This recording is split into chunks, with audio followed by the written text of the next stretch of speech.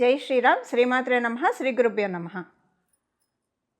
మార్చి ఉగాది రాబోతూ ఉంది. మార్చి 30వ తారీఖు మనం ఉగాది పండుగని సంబరాన్ని మనం జరుపుకుంటాము. ఈరోజు ఒక విశేషాంశము ద్వాదశ రాశుల్లో ఒక రాశి అయిన మీనరాశిలో చోటు చేసుకోబోతుంది. అలాగే నవగ్రహాల్లో మేజర్ ప్లానెట్ మనందరి జీవితంలో ముఖ్య భూమికను పోషించే గ్రహరాజు అయిన శనైశ్వరుడు మీనరాశిలోకి సంచారం 30వ తారీఖు నుంచి, అంటే కరెక్ట్గా ఉగాది రోజు నుంచి మొదలవుతుంది. ఈయన మళ్ళీ 2.5 సంవత్సరాల పాటు మీనరాశిలో సంచారం కొనసాగుతుంది. శనైశ్వరుడు మీనరాశిలో సంచారము ద్వాదశ లగ్నాల వాళ్ళకి ఎలాంటి ఫలితాన్ని సూచిస్తుంది? ముఖ్యంగా ఇప్పుడు మనం తెలుసుకోవాల్సిన అంశం ఏంటంటే, ఇన్నాళ్ళు ఏలినాడు శని అనుభవిస్తున్న రాశుల్లో ఒక రాశి అయిన మకర రాశి వాళ్ళకి ఏలినాడు శని అయిపోతుంది. ఈ ఉగాది నుంచి ఏలినాడు శని అయిపోతుంది. అలాగే అష్టమ శని అనుభవిస్తున్న కర్కాటక రాశి వాళ్ళకి అష్టమ శని అయిపోతుంది. అర్ధాష్టమ శనిని అనుభవిస్తున్న వృశ్చిక రాశి వాళ్ళకి అర్ధాష్టమ శని అయిపోతుంది. చూడండి, ఈసారి ఎంత విశేషాంశం వచ్చిందంటే, మామూలుగానే శనైశ్వరుడు ఒక్కొక్క రాశిలో మారినప్పుడు మనం చాలా ప్రత్యేకంగా చూస్తాము. అందున ఈసారి ఉగాది రోజునే చోటు చేసుకుంది. అంటే ఉగాది రోజు మకర రాశి వాళ్ళు ఏలినాడు శని నుంచి విముక్తి పొందుతున్నారు. కర్కాటక రాశి వాళ్ళు అష్టమ శని నుంచి విముక్తి పొందుతున్నారు. వృశ్చిక రాశి వాళ్ళు అర్ధాష్టమ శని నుంచి విముక్తి పొందుతున్నారు. ఇవే లగ్నాలైనా కూడా మీరు విముక్తి పొందుతున్నట్లే. రాశి మరియు లగ్నం ఈ 3 రాశుల్లో వస్తే కనుక మీరు కూడా విముక్తి పొందుతున్నట్లే. అయితే ఏలినాడు శని, అష్టమ శని, అర్ధాష్టమ శని డెఫినెట్గా ఏదో ఒక మంచి అయితే చేసే వెళ్తుంది. ఆయన ఎంత మనల్ని కొన్ని లైఫ్ లెసన్స్ ఇచ్చినా సరే మంచి చేసే వెళ్తాడు. ఖచ్చితంగా ఏదో ఒక మంచి కర్కాటక రాశి వాళ్ళకి ఇల్లు కొనుక్కోవడమో, పెళ్ళి కాకపోతే పెళ్ళి అవ్వడమో, ఇప్పుడు అంటే కర్కాటక మరియు వృశ్చిక రాశి వాళ్ళకి డెఫినెట్గా ఏదో ఒక ఈవెంట్ ఇంట్లో అయితే అవుతుందండి. అది ఇల్లు కొనుక్కోవడం కావచ్చు, లేకపోతే కనుక పిల్లలకి సంబంధించిన ఏమైనా శుభకార్యాలు కావచ్చు, పెళ్ళిళ్ళు కావచ్చు, ఉపనయనాలు కావచ్చు, ఏదైనా సరే ఒక శుభాంశం అయితే ఖచ్చితంగా ఆయన చేసే తీరుతాడు. ఇప్పుడు అది అయిపోయింది, ఆ పీరియడ్ ఈ రాశుల వాళ్ళకి అయిపోయింది. అలాగే కుంభరాశి వాళ్ళకి ఏలినాడు శని ఇంకా కొనసాగుతుంది, 3వ ఫేజ్లో ఉంటారు. మీనరాశి వాళ్ళకి 2వ ఫేజ్లో ఏలినాడు శని ఉంటుంది. మేషరాశి వాళ్ళకి ఈ సంవత్సరం ఉగాది నుంచి, అంటే కరెక్ట్గా మనకి ఈ ఉగాది నుంచి మేషరాశి వాళ్ళకి ఏలినాడు శని స్టార్ట్ అవుతుంది. అలాగే అష్టమ శని సింహరాశి వాళ్ళకి మొదలవుతుంది. ఇప్పుడు అర్ధాష్టమ శని ధనుర్రాశి వాళ్ళకి మొదలవుతుంది. ఇప్పుడు ఏలినాడు శనిలో ఈ ఉగాది నుంచి ఉండేవాళ్ళు ఎవరెవరంటే కుంభరాశి వాళ్ళు, మీనరాశి వాళ్ళు మరియు మేషరాశి వాళ్ళు. ఈ 3 రాశుల వాళ్ళకి ఏలినాడు శని జరుగుతుంది. అష్టమ శని సింహరాశి వాళ్ళకి జరుగుతుంది. అర్ధాష్టమ శని ధనుసు రాశిలో పుట్టిన వాళ్ళకి జరుగుతుంది. మీరు ఈ రాశుల్లో పుట్టినా లేదా ఈ లగ్నాల్లో పుట్టినా సరే ఏలినాడు శని, అష్టమ శని, అర్ధాష్టమ శని ఎఫెక్ట్ ఉంటుంది. అసలు శనైశ్వరుడు మీనరాశిలోకి రాక ద్వాదశ రాశుల వాళ్ళకి ఎలాంటి ఫలితాన్ని ఇస్తుంది, ద్వాదశ లగ్నాల వాళ్ళకి ఎలాంటి ఫలితాన్ని ఇస్తుందో ఇప్పుడు మనం చూద్దాం. ఇందులో మోస్ట్ బెనిఫిటెడ్ రాశి మనం మీనరాశిలోకి శనైశ్వరుడు అడుగు పెడుతున్నాడంటే 2.5 సంవత్సరాల పాటు ఇక్కడ ఉంటారు. 2.5 సంవత్సరాల పాటు మీనరాశిలో శనైశ్వరుడు సంచారము మోస్ట్ బెనిఫిటెడ్ రాశులు వచ్చేసేసి అందులో ఒకటి వృషభ రాశి. మీరు వృషభ లగ్నంలో పుట్టిన శనైశ్వరుడు ముందే మీకు పరిపూర్తి రాజయోగాన్ని ఇస్తాడు. అందులో ఆయన ఇప్పుడు లాభస్థానంలో సంచారం చేస్తున్నారు. అలాగే తులారాశి వాళ్ళకి షష్ఠ స్థానంలో సంచారం చేస్తూ ఉన్నారు. మీ వృషభ తులారాశుల వాళ్ళకి శనైశ్వరుడు రాజయోగాన్ని ఇస్తాడు. ఆయన ఇప్పుడు చాలా కంఫర్టబుల్ ప్లేసులో ఉన్నారు. అంటే 3, 6, 11 ఉపచయ స్థానాల్లో ఎప్పుడైనా శనైశ్వరుడు కావచ్చు, రాహు భగవానుడు కావచ్చు, కేతువు కావచ్చు, ఇలాగ కొన్ని ప్లానెట్స్ చాలా బాగా వండర్ఫుల్గా వర్కింగ్ ఉంటుంది. అంటే మంచి రిజల్ట్స్ ఇస్తారు. విడివిడి స్థానాల్లో ఉంటే వీళ్ళు కొన్ని స్థానాల్లో అనుకూలం కాదు అని అనుకుంటాం కదా, కానీ ఉపచయ స్థానాల్లో చాలా మంచి అనుకూలం. అలాగే మకర రాశి వాళ్ళకి మీ రాష్ట్రాధిపతి ఆయనే అవుతూ ఉన్నాడు. మీకు మీ రాశి నుంచి ఉపచయ స్థానంలో అంటే 3వ స్థానంలో ఆయన సంచారము. మనం ఓవరాల్గా చూస్తే వృషభ రాశి వాళ్ళకి, తులారాశి వాళ్ళకి, మకర రాశి వాళ్ళకి ఇది చాలా మంచి ఫేస్. మీనరాశిలో శనైశ్వరుడు ఉండడం అనేది చాలా మంచిది. అంటే మిమ్మల్ని పరిగెత్తిస్తాడు, ఫలితాలను కూడా ఇస్తాడు. ఇన్నాళ్ళు మీరు పరిగెత్తినా, ఎగిరి దంచినా, ఎగరకుండా దంచినా పెద్ద ఉపయోగం లేకుండా ఉన్నది అలా కాకుండా మీరు మీ వర్క్ చేయండి, నేను ఫలితాన్ని ఇస్తాను. ఎప్పుడు ఫలితాలు మనం ఏం చేయకుండా ఫలితాలను మటుకు శనీశ్వరుడు కూడా అలా కొన్నిసార్లు ఆయన ఇస్తాడు. మన జన్మజాతకంలో కొన్ని కాంబినేషన్స్ ఉంటాయి. మనకి స్మార్ట్ వర్క్తో మనీ వచ్చేది ఉంటుంది. బట్ ఇప్పుడు మీకేంటంటే కొంచెం ఈజీగా పనులన్నీ అవుతూ ఉంటాయి అన్నమాట. ఇదివరకు చాలా కాలం లాగైనవి ఇప్పుడు తొందరగా అయిపోతాయి. ఇదొకటి ఈ 3 రాసుల వాళ్ళకి. మరి మిగతా రాసుల వాళ్ళ సంగతి ఏంటి అంటే మిగతా రాసుల వాళ్ళకి ఈ ఉగాది మొదలుకొని వచ్చే ఉగాది వరకు కర్కాటక రాశి వాళ్ళకి శనీశ్వరుడి సంచారము నవమ స్థానంలో జరుగుతుంది. ఇది చాలా మంచిది. అంటే మనం చంద్రస్థానం నుంచి చంద్రస్థానం చూసుకుంటే ఆ రోజు చంద్రుడు నవమ స్థానంలో ఉంటాడు. మనకి ఉగాది రోజు కరెక్ట్గా చంద్రుడు నవమ స్థానంలో ఉంటున్నాడు. సో నవమ స్థానంలో చంద్రుడు ఉండగా ఏలినాటి శని జరుగుతూ ఉందంటే చాలా మంచిది. అది అంటే మనకి ఒకటి 1 to 9 యాక్సిస్లో పడింది కాబట్టి ఈ సంవత్సరము మీకు చాలా బాగుంటుంది. శనీశ్వరుడు చెడు రిజల్ట్స్ అయితే ఇవ్వడు.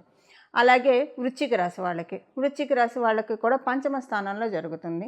చంద్రభగవానుడు పంచమ స్థానంలో ఉండడం వల్ల ఈ ఇయర్ మీకు కూడా బాగుంటుంది. అంటే ఈ ఇయర్ వరకు నేను చెప్తున్నా, మొత్తం ఏలినాటి శని మొత్తం చెప్పట్లేదు. ఇప్పుడు మకర రాశి వాళ్ళకి, తులారాశి వాళ్ళకి, వృషభ రాశి వాళ్ళకి మొత్తం ఏలినాటి శని అంతా సూపర్బ్ వెళ్తుంది. మళ్ళీ మీ జన్మజాతకాన్ని అనుసరించి మీ జన్మజాతకం చాలా సపోర్టింగ్ ఉంటే ఇంకా అసలు చూసుకొని అక్కడ చాలా బాగుంటుంది. ఒకవేళ మీ జన్మజాతకం సపోర్టింగ్గా లేకపోతే ఏలినాటి శనితో చాలా సేఫ్ గార్డ్ అవుతారు. అయితే ఈ సంవత్సరం వరకు ఈ ఉగాది మొదలుకొని నెక్స్ట్ ఉగాది వరకు కూడా కర్కాటక రాశి వాళ్ళకి నవమ స్థానంలో శని సంచారం అనుకూలం. ఎందుకంటే మీ రాష్ట్రాధిపతి అయిన చంద్రభగవానుడు కూడా అక్కడే ఉన్నాడు. 1 to 9 యాక్సెస్ పడింది కాబట్టి. అలాగే వృశ్చిక రాశి వాళ్ళకి ఇది కూడా చాలా మంచి సంచారము. ఇప్పుడు మనము శనీశ్వరుడు ఏ రాశుల వాళ్ళకి ఎలాంటి ఫలితాలు ఇస్తారు, దీని నుంచి అసలు ఏమన్నా జాగ్రత్తలు సూచిస్తున్నాడా, ఈ విషయాలన్నీ మనం ఇప్పుడు ఒకసారి చూద్దాం. అసలు శనీశ్వరుడు అంటే చాలా భయపడుతూ ఉంటారు అందరూ. కానీ మనకి ప్రతి ప్లానెట్ కూడా మన మీద ఏం పగపట్టవు. అసలు వాళ్ళ తత్వం మనం తెలుసుకుంటే కనుక వాళ్ళల్లో ఉన్న బ్యూటిఫుల్ రిజల్ట్స్ని మనం తీసుకోవచ్చు. అంటే ఆ గ్రహ దేవతల్లో ఉన్న ఆశీస్సుల్ని మనం అందుకోవచ్చు. ఇందులో ఒక బ్యూటిఫుల్ క్వాలిటీ శనీశ్వరుడికి సంబంధించి ఇప్పుడు మనం తెలుసుకుందాము. ఏదన్నా గ్రహం మనకి ఏదన్నా ఇస్తే అది ఒక్కొక్కసారి మన జన్మజాతకము సపోర్ట్ చేస్తే కొంతకాలం వరకు ఉంటుంది. కొంతకాలం తర్వాత అది ఎక్స్పైర్ అయిపోతూ ఉంటుంది, లేదా కొంత కొనసాగవచ్చు.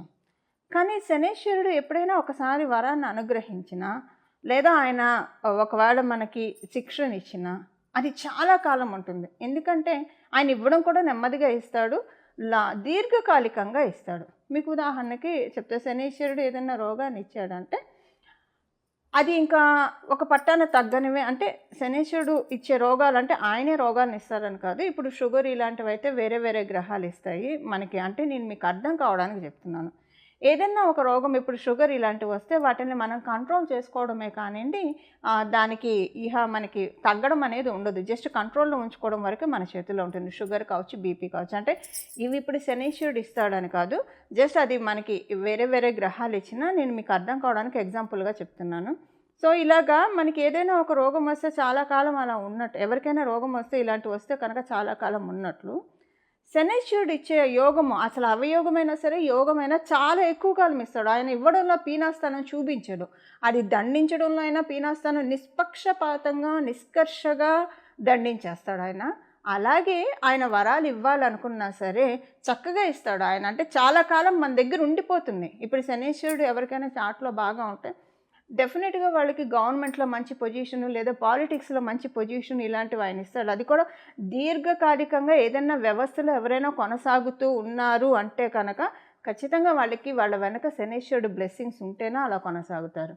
ఇలా శనీశ్వరుడు యొక్క బ్యూటీ కూడా మనం తెలుసుకోవాలి. కొంతమంది తరతరాలకి ఆస్తులు ఇస్తూ ఉంటారు. శనీశ్వరుడు బలం మరియు రాహుకేతువుల బలం ఉంటే కనుక వీళ్ళ తర్వాత తరం వాళ్ళు కూడా అనుభవించేంత ఇచ్చేంత అర్హుల్ని మనల్ని చేస్తారు. సో శనీశ్వరుడు యొక్క ఆశీస్సులను అందుకోవడానికి ఆయన గురురాశి అయిన మీనరాశి, అలాగే ఈ మీనరాశి మనం భగవంతుడి పాదం అని కూడా చెప్తాం.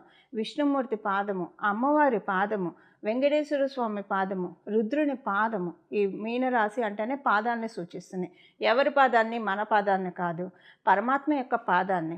ఇప్పుడు కనుక మనం చాలా గట్టిగా పరమాత్ముడి యొక్క పాదాన్ని పట్టుకుంటే ఎప్పుడు అసలు అంటే ఈ లౌకికమైన విషయాలు మనం ఎంతవరకు ఉండాలో అంతవరకే ఉంటూ ప్రాపంచిక విషయాల్లో మన పాత్ర ఎంతవరకో, మన కర్తవ్యం ఎంతవరకో అంతవరకే ఉంటూ, ఇక మిగతా సమయాల్లో అనవసరమైన చిట్‌చాట్లు వీటిలకి వెళ్ళకుండా, మన జీవితాన్ని కనుక మనము మన పనులు మనం చేసుకుంటూ, భగవంతుడి ఆరాధనలో మనం మనసుని నిష్కల్మషంగా నిలిపితే కనుక చూడండి, ఈ 2½ ఇయర్స్‌లో శనీశ్వరుడు డెఫినెట్‌గా జాడించి మంచి రిజల్ట్స్ ఇస్తాడు. ఖచ్చితంగా ఇచ్చే తీరుతాడు.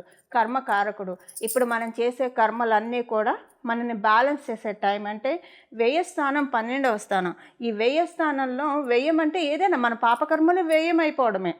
పుణ్యకర్మలు కూడా వ్యయం అవుతాయండి. మనం అనుభవిస్తూ ఉంటే మనం ఆనందపడుతున్నామంటే అక్కడ పుణ్యకర్మ ఖర్చు అయిపోతున్నట్టు. మళ్ళీ మనం దాన్ని కొన్ని తెచ్చుకోవడానికి మళ్ళీ మనం సాధన చేయాలి. అలాగే కొన్నిసార్లు మనం తెలిసి తెలియక చేసే తప్పుల వల్ల కూడా పుణ్యకర్మ వ్యయం అయిపోతుంది. సో ఆల్ ద టైం మనల్ని మనం ఒక చెక్ పెట్టుకోవాలి. ఇదొకటి. సెకండ్ థింగ్ ఏంటంటే పాపకర్మలు వ్యయం చేసేసే టైం అనమాట ఇది. మీరు చాలా ఇబ్బందుల్లో ఉన్నారంటే ఇప్పుడు కనుక భగవంతుడి పాదాన్ని గట్టిగా పట్టుకుంటే కనుక మీకు చాలా కొండంత భారాన్ని ఆయన తీసేస్తాడు. ఇమ్మీడియట్గా రిజల్ట్స్ రాకపోయినా ముందు అసలు ట్రాఫిక్ క్లియర్ అయితేనే కదా మనం చేరుకోవాల్సిన డెస్టినేషన్ చేరుకునేది. అలా ట్రాఫిక్ని క్లియర్ చేస్తాడు. పాపరాశి అంతా కూడా చాలా వరకు కరిగించేస్తాడు. అలానే మంచి రిజల్ట్స్ కూడా ఇస్తాడు. వ్యయ స్థానాల్లో శనీశ్వరుడు కర్మకారకుడు కాబట్టి కర్మలన్నీ లెక్కించే దాత కాబట్టి ఇక్కడ మనం ఈ 2½ సంవత్సరాలు మనం ఎంత చక్కటి సత్కర్మలు చేస్తే అంతటి చక్కటి సత్ఫలితాలను ఆయన ఇస్తాడు. ఇది మనకి ప్లస్ అవుతుంది, ఆడెడ్ అడ్వాంటేజ్ అవుతుంది. సత్కర్మలను భగవంతుడిని ఆశ్రయించడము, ఎక్కువగా ప్రాపంచిక విషయాల్లో ఉండకుండా, అంటే ఎంతవరకు మన వృత్తి ఎంతవరకు అంతవరకే, ఏదైనా ఎంతవరకు అంతవరకు, ఒక కర్తవ్య నిర్వహణ వరకే మన బాధ్యతగా, ఇంకా అంతకు మించి మనం లౌకికంగా వెళ్లకుండా ఆధ్యాత్మికంగా భగవంతుడి పాదాలను పట్టుకుంటే కనుక ఖచ్చితంగా శనీశ్వరుడి యొక్క మీనరాశి ప్రభావము అందరికీ ఖచ్చితంగా మంచి ఫలితాలను ఇచ్చి తీరుతుంది. 12 రాశుల వాళ్ళకి, 12 లగ్నాల వాళ్ళకి, అలాగే 27 నక్షత్రాల వాళ్ళకి కూడా. మిథున రాశి. మిథున రాశిలో పుట్టిన వాళ్ళకి మీకు దశమ స్థానంలో శనీశ్వరుడి సంచారం జరుగుతుంది. కంటక శని అని అంటాము. దశమ స్థానంలో శనీశ్వరుడి సంచారము. అయితే మీకు ఏ విషయాల్లో శనీశ్వరుడు ఏం చేస్తున్నాడు అన్న విషయాన్ని ఇప్పుడు మనం చూద్దాం. శనీశ్వరుడు ఏంటంటే ఇప్పుడు మీకు ఒక ప్లేస్ చేంజ్ని అయితే సూచిస్తున్నారు. అంటే ప్లేస్ చేంజ్ కన్ఫామ్గా ఉంటుందని మట్టుకు అనుకోకండి. మీరు కనుక ఎక్కడికైనా ప్లేస్ చేంజ్ అవ్వాలని అనుకున్నా, లేదు వద్దు నాకు ఈ ప్లేస్లోనే ఉండిపోవాలి అని అనుకొని దీంట్లో ఏమన్నా మీకు తికమక ఉంటే గత 2½ సంవత్సరాలుగా కావచ్చు, లేదా గత కొంతకాలంగా ఏది తేలట్లేదు అని తికమకగా ఉంటే ఇప్పుడు ఆయన దాన్ని ఫిక్స్ చేస్తాడు. దేన్ని ఫిక్స్ చేస్తాడు? మీరు ఒకవేళ దూరంగా వెళ్ళాలని అనుకుంటే ఉన్న ప్లేస్లోంచి దూరంగా పంపించేస్తాడు. లేదు నాకు దూరంగా వెళ్ళాలని లేదు, నాకు ఇక్కడే ఉండాలని అంటే అక్కడే ఉంచుతాడు. సో ఆ చాయిస్ అనేది మీ చేతుల్లో ఉంటుంది. ఈ సంవత్సరం మీకు, అంటే ఈ సంవత్సరం అనే కాదు, ఈ 2½ సంవత్సరాల లోపల మీకు ఒక బిగ్ హౌస్, ఇప్పుడు మీరున్న దానికంటే ఒక బిగ్ హౌస్ తీసుకునే అవకాశాన్ని కలిగిస్తున్నాడు శనీశ్వరుడు. మీ జన్మజాతకం బలంగా ఉంటే మీరు విశ్వవసు నామ సంవత్సరంలోనే చూస్తారు. ఒకవేళ మీ జన్మజాతకం అంతా ఇప్పుడు బలంగా లేకపోతే వచ్చే సంవత్సరం, లేదా ఏలినాడు శని, మీనరాశిలో శనీశ్వరుడు సంచారం అయ్యే లోపల ఈ 2½ సంవత్సరాల లోపల ఖచ్చితంగా చూసే తీరుతారు. ఇంట్లో అంటే మీరు అది స్వగృహం కావచ్చు, లేదా అద్దిళ్ళైనా సరే, ఇంకో మంచి ఇంటికి మారడం. ఇప్పుడు అద్దిళ్ళైనా సరే ఇంకో ఇంటికి వెళ్తే అప్పుడు అద్దిల్లో అయితే ఏమవుతుందంటే వెళ్ళిన ఇల్లు కలిసి వస్తుంది. డెఫినెట్గా మీరు ఉన్నదానికంటే బిగ్ హౌస్లోకి వెళ్తారు. ఆ హౌస్ మీకు కలిసి వస్తుంది. అంటే స్వగృహ యోగం మీ దాంట్లో లేకపోతే అలాగైనా ఆయన కలిసి వచ్చే ఇంటికైనా తీసుకెళ్తాడు. అది కూడా ఇప్పుడున్న దానికి మీదట కంఫర్టబుల్ జోన్లో మిమ్మల్ని ఉంచుతూ తీసుకెళ్తాడు. ఇది ఆయన ఇప్పుడు మీకు ప్రసాదించే ఫలితాలు. అలాగే మీ జీవిత భాగస్వామి విషయంలో, వారి ఆరోగ్య విషయంలో కొంత జాగ్రత్తలు అవసరము. మీకు మీ జీవిత భాగస్వామికి కొంత మనస్పర్ధలు రావడానికి అవకాశం ఉంది. మనస్పర్ధలు కావచ్చు, మీ జీవిత భాగస్వామి ఆరోగ్యానికి ఇబ్బందులు కలిగే అవకాశం ఉంది. ఈ విషయంలో కొంచెం జాగ్రత్తలు తీసుకోవాలి. మనస్పర్ధలు అయితే మీ చేతుల్లో ఉంటుంది, రానికుండా చూసుకోవాలి. కొంత అవేంటంటే చిన్నవే చిలికి గాని వానలు అవుతాయి. అసలు దీనికి ఎందుకు ఇంత పెద్దదైంది, ఇంత ఎగ్జాలరేట్ ఎందుకైంది అని అనుకుంటారు.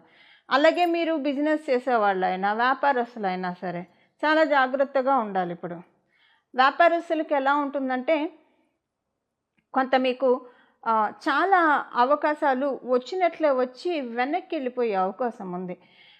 అంటే కొంతమంది చెప్పుడు మాటలు వినడం వల్ల కావచ్చు, లేదా ఏదైనా కారణాల వల్ల కొంత వ్యాపారస్తులకి కొంత హర్ట్ అవుతారు. సో, మనకి దేనికి కంగారు పడక్కర్లే. ఒకవేళ మీ జన్మజాతకం బాగా సహకరిస్తే. ఒకవేళ అది వెళ్ళినా మీ మంచికే అని అనుకుంటారు. డెఫినెట్‌గా హమ్మయ్య! పోన్లే అది పోవడం మంచిదే అయింది. ఇంకొకటి వస్తుందని అనుకుంటారు. మీ జన్మజాతకం ప్రెజెంట్ సహకారంగా లేకపోతే కొంచెం హర్టింగ్ ఉంటుంది. బట్ ఎప్పుడైనా శనైశ్వరుడు వల్ల బాధపడుతున్నా, అసలు ఏ గ్రహమైనా అంతే, అందులో ప్రత్యేకించి శనైశ్వరుడు వల్ల బాధపడుతున్నాం అంటే కర్మలు చాలా తొందరగా వెళ్ళిపోతున్నాయని అర్థమండి. అంటే ఏదో మంచి కాలం రాబోతూ ఉంది, మంచి శుభ సమయం రాబోతూ ఉంది అన్నీ డెఫినెట్‌గా మీరిక్కడ తెలుసుకోవాలి. దానికే లీడ్ అవుతుంది. అంటే మీకు మంచి ఇల్లు ఇస్తున్నాడు ఆయన డెఫినెట్‌గా. కాకపోతే వ్యాపారస్తులకి, అలాగే మీ వివాహ ప్రయత్నాలు చేయడానికైతే మీ జన్మకుండలి అనుకూలంగా ఉంటేనే పరిశీలించుకొని మీరు చేయాలి. కానీ వ్యాపారస్తులకి కొంత హెచ్చరికల్ని సూచిస్తున్నారు. కొంత ఏంటంటే మీ వ్యాపారాన్ని నిలబెట్టుకోవడానికి చాలా తాపత్రయపడుతున్నామా, అసలు ఇంకెందుకు ఇది కాకుండా వేరేది తీసుకుందామా అన్నంత చికాకొచ్చే సిచ్యువేషన్స్ కొన్ని చూస్తారు.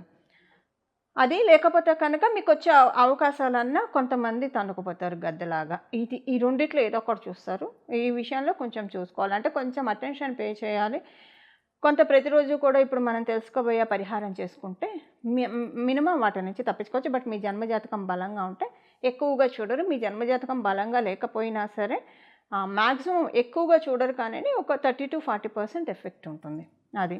అండ్ సెకండ్ థింగ్ ఏంటంటే, మీకు ఉద్యోగస్తులైతే కనుక మీరు ఉద్యోగస్తులైతే ఈ 2.5 సంవత్సరాలు ఎక్కడున్నారో అక్కడే ఉండండి. మీరు కనుక మంచి ఆఫర్స్ వస్తాయి.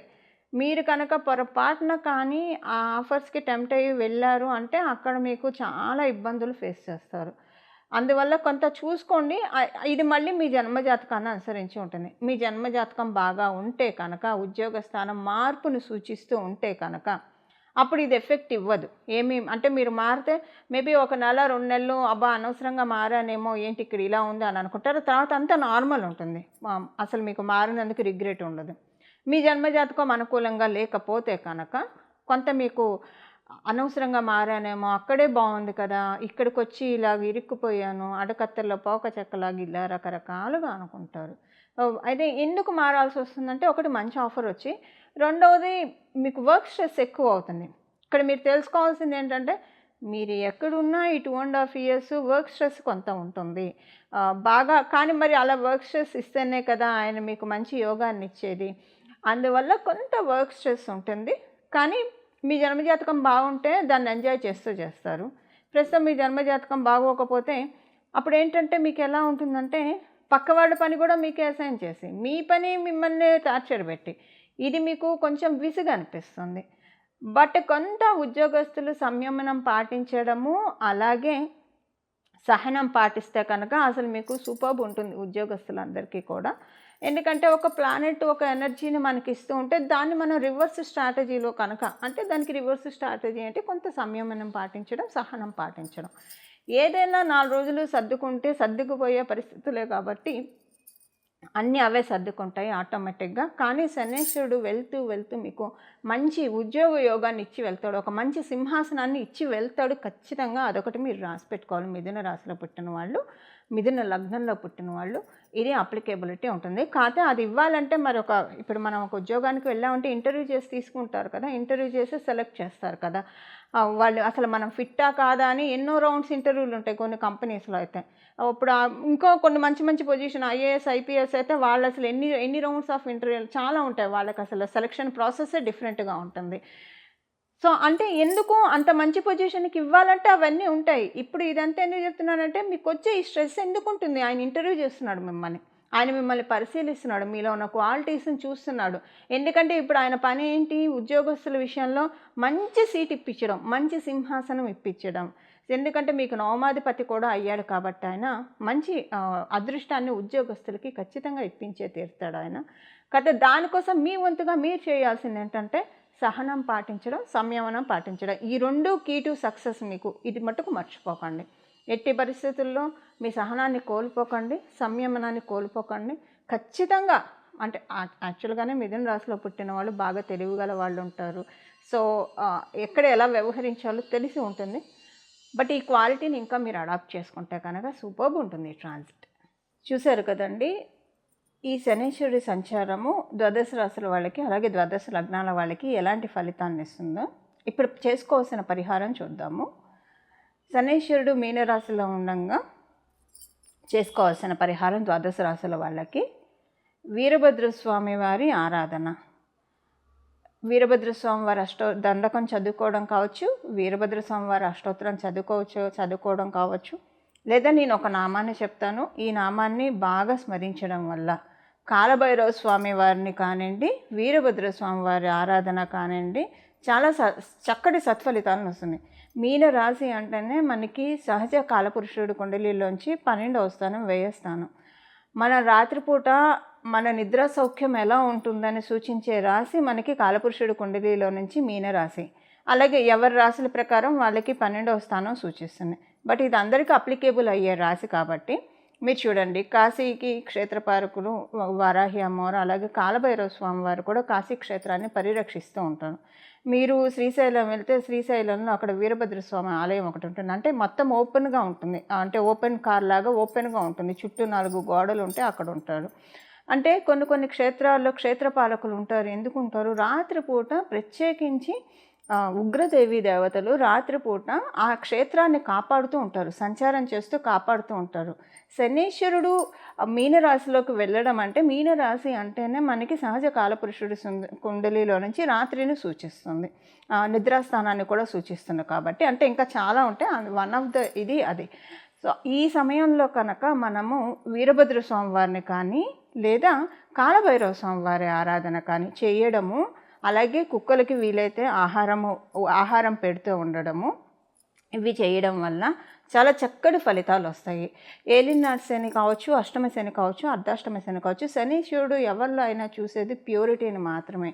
మనం కనుక మన ప్యూరిటీని మనం మెయింటైన్ చేస్తూ ఉంటే ఏ గ్రహదేవతలు మనల్ని బాధించలేవు. అంటే ప్యూరిటీ అంటే ఎప్పుడూ కూడా నిష్కల్మషమైన మనసుతోటి, మంచి ఆలోచనలతోటి, సానుకూల దృక్పథంతో, సచ్చింతనతోటి మనల్ని మనం పెట్టుకుంటూ ఉంటే కనుక అప్పుడు గ్రహదేవతలన్నీ కూడా వాటి బ్లెస్సింగ్స్ని మనకి ఇవ్వడం ప్రారంభిస్తాయి. అందులో మనకి శనీశ్వరుడు అయితే ఇంకా ఎక్కువగా, ఇప్పుడు మనకి అన్ని గ్రహాలు ఇచ్చే దీవెనను ఒక ఎత్తు అయితే శనీశ్వరుడు ఇచ్చే దీవెనను మటుకు ఖచ్చితంగా అన్నిటికంటే మించి అనే చెప్పాలి. చూడండి, ఆయన ఏది ఇచ్చినా సరే ఇప్పుడు మనం చేసుకోవాల్సిన పరిహారం చూద్దాము. వీరభద్రస్వామి దండకం కావచ్చు, వీరభద్రస్వామి అష్టోత్తరము, మీ ఇంటి దగ్గర ఏమైనా వీరభద్రస్వామి వారి ఆలయాలు ఉంటే అక్కడికి వెళ్ళడం. కొంతమంది వీరభద్రస్వామి వారి పీఠాలు పెట్టుకుంటారు, పీఠాలకు వెళ్ళి దర్శించి రావడము. ఒకవేళ ఇవేవి లేవు అంటే ఇప్పుడు నేను చెప్పబోయే నామము కాలభైరవ స్వామి అయితే మనకి శివాలయాల్లో కనిపిస్తూ ఉంటారు. సో కాలభైరవ స్వామి వారిని తరచూ దర్శనం చేసుకుంటూ రావడము, కాలభైరవ స్వామి వారి ఆరాధన ఇది చేసుకుంటే కనుక మనకి మీనరాశిలో ఉన్న శనీశ్వరుడు చాలా చక్కటి ఫలితాన్ని ఇస్తారు. ఇప్పుడు వీరభద్ర స్వామి వారికి సంబంధించిన ఒక నామము మనం ఒకటి తెలుసుకుందాము. అలాగే భద్రకాళి అమ్మవారి ఆరాధన కూడా శనీశ్వరుడు చక్కటి ఫలితాన్ని ఇవ్వడానికి చక్కగా తోడ్పాటుగా ఉంటుంది. ఇప్పుడు మనం వీరభద్ర స్వామి వారికి సంబంధించిన ఒక నామాన్ని తెలుసుకుందాము. ఇది మీరు ఎప్పుడైనా సర్వకాల సర్వావస్థలో నామం కాబట్టి జపించుకోవచ్చు. మీకు వీలు కుదిరినప్పుడల్లా ఏ పనిలో ఉన్నా మనసులో ఈ నామాన్ని జపించుకోవడం వల్ల చాలా చక్కటి ఫలితాలు వస్తాయి. మీ జన్మ జాతకంలో ప్రతికూలతలు ఆయన ఏమన్నా ఇస్తుంటే వాటిని తొలగించి అనుకూల ఫలితాలని మనందరికీ కూడా అందజేస్తారు. ఈ నామం వచ్చేసేసి భద్రకాళి పాహిమాం వీరభద్ర రక్షమాం. భద్రకాళి పాహిమాం వీరభద్ర రక్షమాం. భద్రకాళి పాహిమాం వీరభద్ర రక్షమాం. ఈ నామాన్ని జపించాలి. ఈ నామాన్ని ఎప్పుడైనా జపించవచ్చు, సర్వకాల సర్వవస్థలో ఈ నామాన్ని జపించవచ్చు. నామానికి ఏ రకమైన అంటే నామానికి ఎలాంటి మనకి ఆచారాలు పాటించాల్సిన అవసరం లేదు. అందువల్ల ఈ నామాన్ని జపించడం వల్ల ఈ 2.5 years కూడా శనీశ్వరుడు ఇచ్చే మంచి రిజల్ట్స్ని మనందరం కూడా తీసుకోవడానికి చక్కటి అవకాశం ఉంటుంది. అలా మనందరం కూడా నవగ్రహ దేవతల ఆశీస్సులు తీసుకొని మన జీవితం అంతా శుభాంశాలతోటి అనుకూలంగా సాగాలని చెప్పి మనందరి తరఫున నేను కూడా ప్రార్థిస్తూ మంగళం. నమో భగవతే వాసుదేవాయ.